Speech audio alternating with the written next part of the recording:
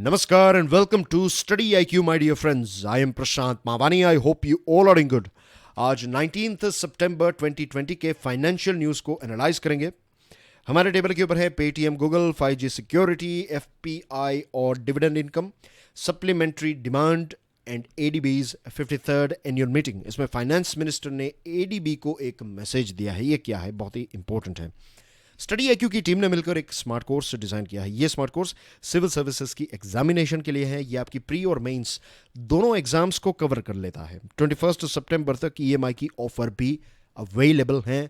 ज़्यादा जानकारी के लिए डाउनलोड करें हमारा मोबाइल एप्लीकेशन. आज के लेक्चर की पीडीएफ को डाउनलोड करना चाहते हैं, check out my Telegram channel. You can get in touch with me. अगर आप मुझे मैसेज करना चाहते हैं, ग्रीटिंग्स शेयर करना चाहते हैं, थैंक यू कहना चाहते हैं, if you want to say thank you, you can hit the like button as well. लेकिन आई एम जस्ट सेइंग, कोई अगर आपका पर्सनल मैसेज है, whatever it is, right, if you want to get in touch with me तो FB पर आप मुझे message send कर सकते हैं. I will get back to you as quickly as I can. सबसे पहली खबर पेटीएम और गूगल के साथ जुड़ी हुई है. आई एम डेफिनेटली श्योर कि आपने इसके बारे में सुना होगा, किसी ना किसी से तो सुना होगा या फिर न्यूज़ में देखा होगा. स्टडी आईक्यू के ऊपर इसका एक वीडियो भी अपलोड हुआ है, तो शायद आपने उस वीडियो को देखा हो. बेसिकली पेटीएम को गूगल एंड्रॉयड प्ले स्टोर में से रिमूव कर दिया गया था और इसको लेकर एक वायरल न्यूज़ हो गया. ये बहुत सारे लोग ये चिंता में आ गए कि हमारा पेटीएम जो है उसमें हमने जो बैलेंस रखा है उसका क्या होगा. पेटीएम ने ये बताया था कि आपका बैलेंस जो है वो सेफ ही है, डोंट वरी, आपका पैसा जो है वो कहीं पर नहीं जाएगा. ऐसा कुछ मैसेज उन्होंने भी दिया था. कुछ ऐसे लोग हैं जिन्होंने fast tag, remember fast tag, जो कार के लिए हम इस्तेमाल करते हैं, ये टोल टैक्सेस के लिए, टोल प्लाजा के ऊपर हम इसका इस्तेमाल, तो बहुत सारे लोगों ने पेटीएम से इसको ख़रीदा था फास्टैग को, या फिर उनकी कार का जो ये फास्टैग है वो पेटीएम के साथ लिंक्ड है. तो ये कुछ इश्यू बहुत सारे लोगों को फेस करने पड़े, लेकिन फाइनली ये एक टेम्पररी टेक डाउन था. इसको वापस रिस्टोर कर दिया गया है, तो थिंग्स आर ओके नाउ. लेकिन ये एग्जैक्टली हुआ क्यों? पेटीएम ने एक पेटीएम क्रिकेट लीग नाम की एक नई सर्विस की शुरुआत की और ये एक यूपीआई कैशबैक फीचर पेटीएम ने लॉन्च किया. अब गूगल का कहना ये है कि ये जो उनका नया यूपीआई कैशबैक फीचर है, इसकी वजह से जुआ यानी कि गैम्बलिंग जो है ये प्रमोट हो सकता है अपने प्लेटफॉर्म के ऊपर. यानी कि गूगल एंड्रॉयड प्ले स्टोर या फिर गूगल का जो एंड्रॉयड प्लेटफॉर्म है इसके ऊपर गैम्बलिंग प्रमोट हो सकता है, या फिर लोग इसका इस्तेमाल गैम्बलिंग के लिए करेंगे. Now you know what I mean. IPL एक तरफ यूएई में इसकी शुरुआत हुई है, तो बहुत सारे लोग जो हैं वो क्रिकेट के ऊपर ये जो बैटिंग करते हैं तो वो पेटीएम का इस्तेमाल करेंगे एंड थिंग्स लाइक दैट. ऐसा गूगल का कहना था. पेटीएम के जो फाउंडर हैं विजय शेखर शर्मा, उन्होंने ये बताया कि पेटीएम को बंद करने का मतलब है कि प्रधानमंत्री का जो एक आत्मनिर्भर भारत का विजन है इसके खिलाफ जाने के बराबर है. ऐसा उन्होंने अपने एक ट्वीट में कहा था. और जो पूरा इश्यू है बेसिकली वो मैंने आपको समझा दिया है. 7 आवर्स तक ये चीज़ें चली. फाइनली पेटीएम और गूगल के बीच में बातचीत होगी और चीज़ें जो हैं वो अब सॉर्ट आउट हो चुकी हैं.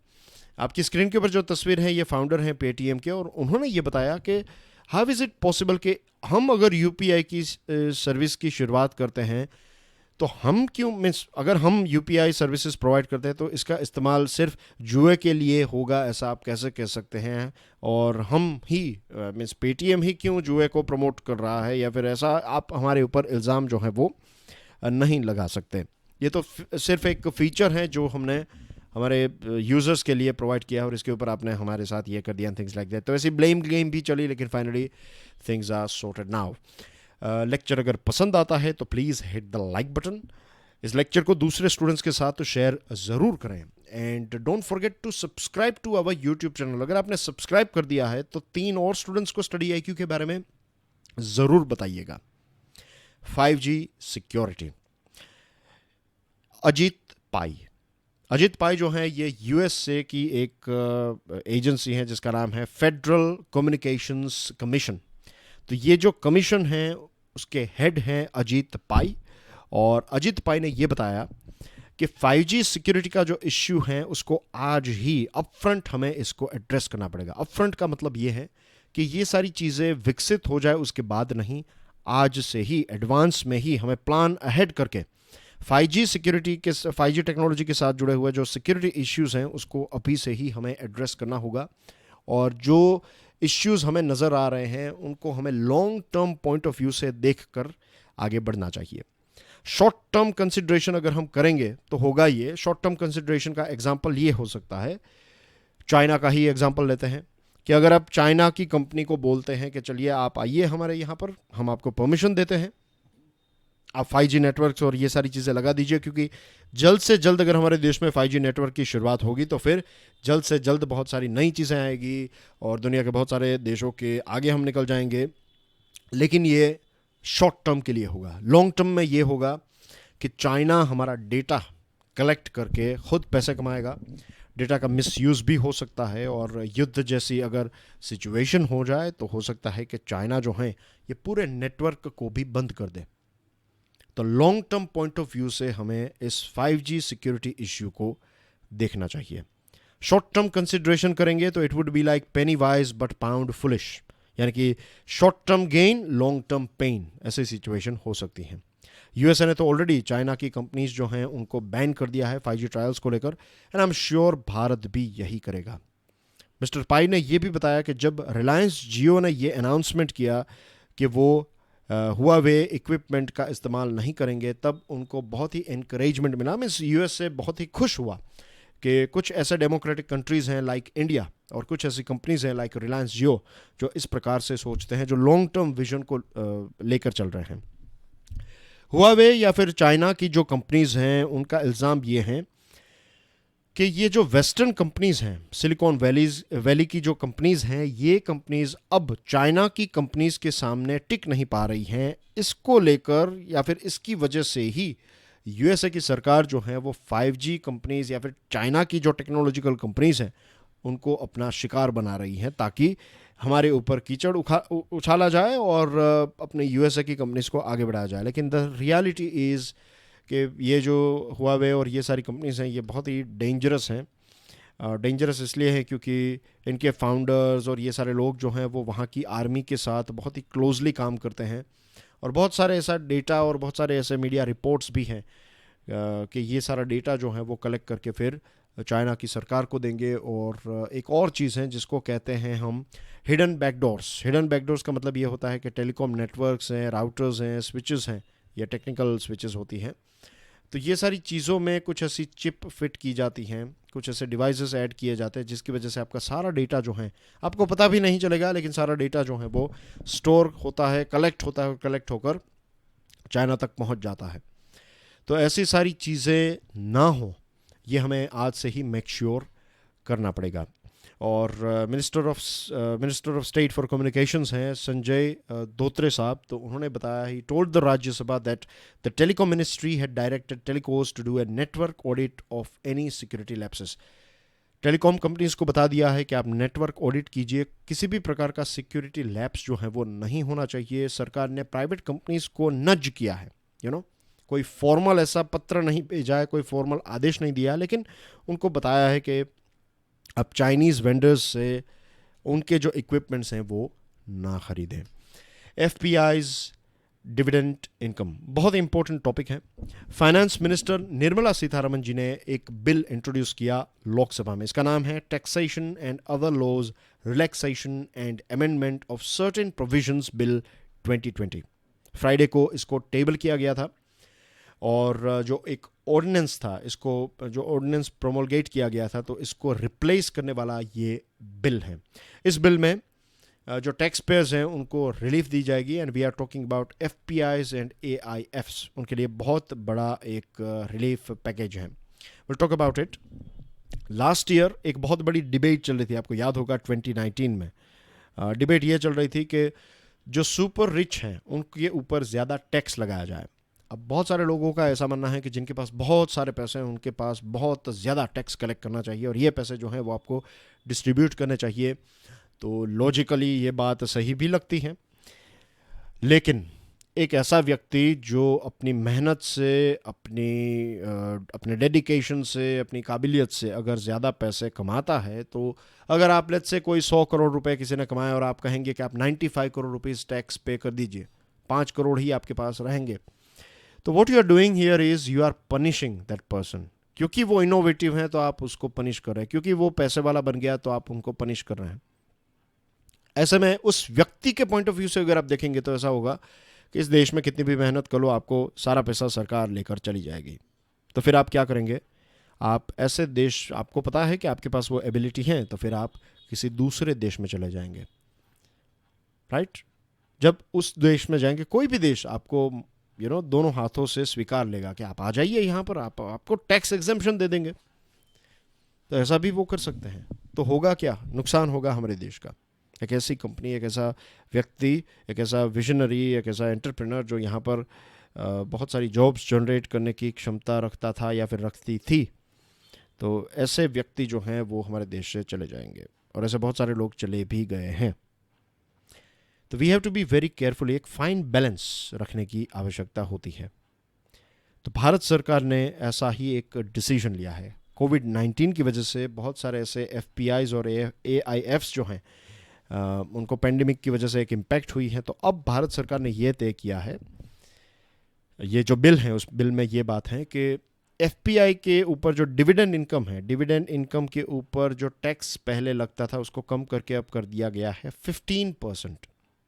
Late me read it out for you. India has proposed to cap the surcharge levied on dividend income of foreign portfolio investors, that is FPIs, that use a trust structure at 15%. ज़्यादातर हमारे देश में जो FPIs आते हैं वो trust खोले जाते हैं और ट्रस्ट में वो पैसे आते हैं। तो पहले कितना चार्ज या फिर आज तक कितना चार्ज था? 25 से लेकर 37% लेवी चार्ज की जाती थी। अब इसको कम करके कर दिया है 15%। तो that will be a big boost, एक राहत होगी, एक बहुत बड़ी राहत होगी इनफैक्ट।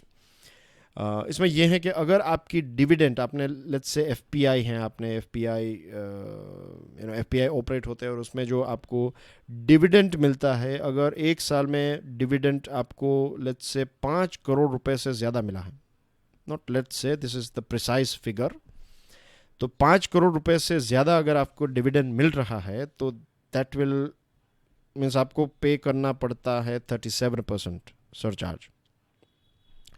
और अगर आप 2 करोड़ रुपए से लेकर 5 करोड़ के बीच की रेंज में हैं, आपका डिविडेंड इतना है, देन यू हैव टू पे व्हाट 25%। लेकिन अब इसको कम करके कर दिया है 15%, राइट? ये जो डिविडेंड मीन्स डिविडेंड इनकम जो है उसके ऊपर 15% लेवी कर दी है। तो that will be a big relief. The government has also proposed tax exemption on the income of category 3 alternate investment funds in the International Financial Services Center from masala bonds, derivatives और overseas investments। ये जो आपको category 3 alternate investment funds हैं international financial services centre में से, जो मसाला bonds हैं, derivatives, overseas investment हैं, तो इसके ऊपर भी आपको इनकम के ऊपर थोड़ा एग्जेम्पशन सरकार ने रखा है। About 45% FPIs have invested in country as trust. हमारे देश में जो FPIs हैं तो उसमें से 45% जो है वो ट्रस्ट में या फिर ट्रस्ट के वाया ट्रस्ट जो है वो पैसे इन्वेस्ट करते हैं। और सरकार ने ये बताया ये रेट्रोस्पेक्टिव इफेक्ट के ऊपर एप्लीकेबल होगा, यानी कि 1 अप्रैल 2020 से इसका इम्प्लीमेंटेशन होगा। 1 अप्रैल से लेकर जितने भी FPIs हैं ये सारे इसमें कवर हो जाएंगे, नए लॉ में कवर होंगे। तो that will be a big relief.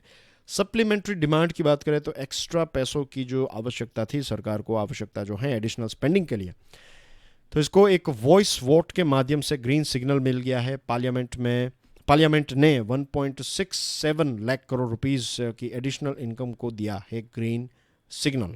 इसके साथ निर्मला सीतारमन जी ने ये एक मैसेज भी दिया है, पार्लियामेंट में बताया है, यानी कि एक एश्योरिटी दी है कि जो भी रेवेन्यू लॉस हुआ है, राइट, ये सारा रेवेन्यू लॉस सेंट्रल गवर्नमेंट के द्वारा देखा जाएगा और कॉम्पनसेट किया जाएगा स्टेट्स को। सरकार ने जो, सेंट्रल गवर्नमेंट ने जो प्रॉमिस की है, इस प्रॉमिस से सरकार जो है वो पीछे नहीं हटेगी।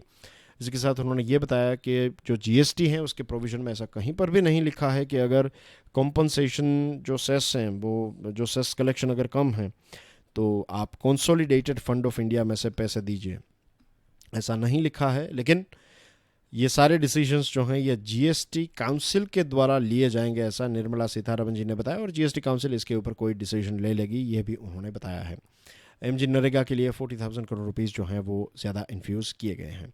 Moving on to last topic, it's about ADB's 53rd annual meeting. इस मीटिंग को एड्रेस करते हुए, वर्चुअली एड्रेस करते हुए, निर्मला सीतारमण जी ने यह बताया कि वक्त है कि एडीबी जो हैं वो अपने लेंडिंग की कैपेसिटी जो है वो थोड़ी एक्सपांड करें। भारत की कैपेसिटी ये है कि हर साल भारत $4 बिलियन रिसीव करने की क्षमता रखता है, और ये जो बैंक का जो सॉवरिन ऑपरेशन है तो उसमें से $4 बिलियन, और प्राइवेट सेक्टर फाइनेंसिंग का जो विंडो है उसमें $1.5 बिलियन। तो टोटल आप कह सकते हैं कि भारत $5.5 बिलियन रिसीव करने की कैपेसिटी रिसीव करने की क्षमता भारत में है। तो अब एडीबी को भी अपनी जो कैपेसिटी है उसको इंक्रीज़ करना चाहिए, ऐसा फाइनेंस मिनिस्टर ने बताया। और ये इम्पोर्टेंट इसलिए है क्योंकि कोविड-19 के बाद, ये लॉकडाउन के बाद, you know the situation of our economy, तो पैसों की आवश्यकता है। अगर किसी सोर्स से हमें पैसे मिलते हैं then why not use it for, और अच्छे इंटरेस्ट रेट के ऊपर मिलते हैं तो डेफिनेटली इसका इस्तेमाल भारत सरकार करना चाहेगी। And that's everything in today's discussion. Thank you very much for watching this video. Video को दूसरे स्टूडेंट्स के साथ शेयर ज़रूर करें. Enjoy your video. God bless you all. जय हिंद.